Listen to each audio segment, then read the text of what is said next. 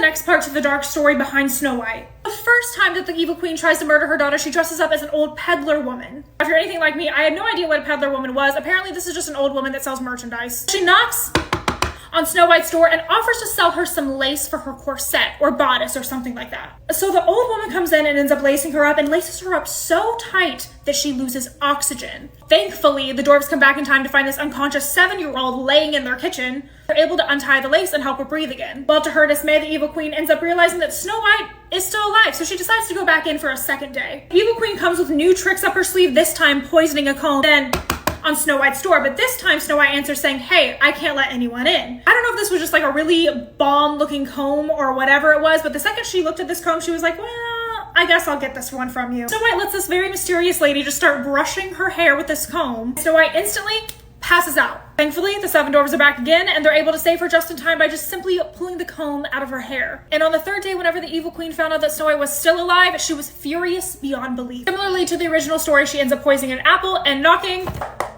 right back on Snow White's door again. Snow White's like, I can't let anyone in, and I also can't buy anything from anyone because the dwarves told me not to.